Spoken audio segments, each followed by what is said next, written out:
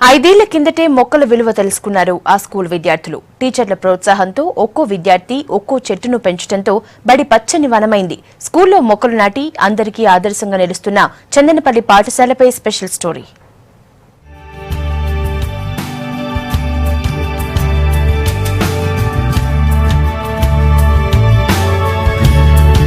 నల్గొండ జిల్లా చందనపల్లి ప్రభుత్వ పాఠశాలలో చదివే విద్యార్థులు 5 ఏళ్ల కిందటే చెట్ల పెంపకం ప్రాముఖ్యత తెలుసుకున్నారు. స్కూల్ గ్రౌండ్ లో మొక్కలు నాటి ఒక్కో దాన్ని ఒక్కో విద్యార్థి దత్తత తీసుకున్నారు. స్కూల్లో విద్యార్థులు నాటిన మొక్కలు పెరిగి పెద్దవై నందనవనంగా మారింది.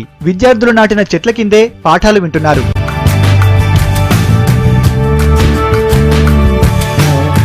వర్షాలు పడక వ్యవసాయం భారంగా మారడాన్ని చూస్తున్న విద్యార్థులు ఇలాంటి పరిస్థితి ఎందుకు వస్తుంది, వర్షాలు కురవాలంటే ఏం చేయాలని టీచర్లను అడిగి తెలుసుకున్నారు. టీచర్ల సలహాలతో మొక్కలు నాటి సక్సెస్ అయ్యారు.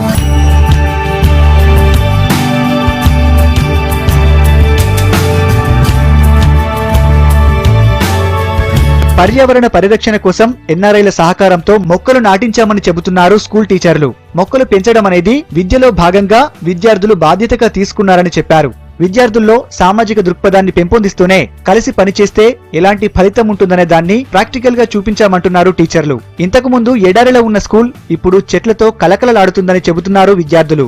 ప్రతి విద్యార్థికి కూడా ఒక మొక్కను దత్తత ఇవ్వడము, దానిని విద్యార్థులు పరిరక్షించుకోవడము, ఎరువులు వేయడము, అదేవిధంగా నీరు పోయడము, వేసవి సెలవులలో కూడా విద్యార్థుల వాటి యొక్క పరిరక్షణ విద్యార్థులే చూసుకుంటున్నారు. వర్షాలు కురవడానికి ఇవి ఎంతో దోహదపడతాయి కాబట్టి ప్రతి ఒక్కరము కూడా మరి మొక్కలను నాటాలి. మా స్కూలు ఇతర స్కూళ్ళకు కూడా ఆదర్శంగా ఉంటుంది. మా ఉపాధ్యాయులు ఈ మొక్కలను మేము నాటాము. మొక్కల గురించి బాలల సంఘాన్ని ఏర్పాటు చేశారు. నేను రోజు నీళ్లు పోయడమే కాకుండా ప్రతి ఒక్క విద్యార్థిని నీళ్లు పోసేలాగా చూస్తాను. ఈ మొక్కల ద్వారా మేము వాతావరణ కాలుష్యాన్ని కూడా తగ్గించగలుగుతున్నాము.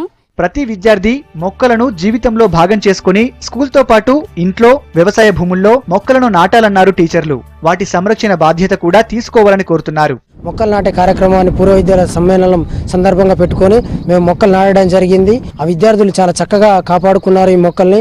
అదేవిధంగా ప్రతి నెలకు ఒకసారి మేము యువజన సంఘం తరపున వచ్చి మొక్కలు ఉన్నాయా, బ్రతికున్నాయా లేవా అని చూసి మా సహకారంగా కూడా మేము ఒక వాటర్ కోసం పైపులు కూడా కొనియడం జరిగింది. మా యొక్క పాఠశాల, మా యొక్క గ్రామం స్వచ్ఛందంగా ముందుకొచ్చి మేము ముందుగా మొక్కలు నాటడం జరిగింది.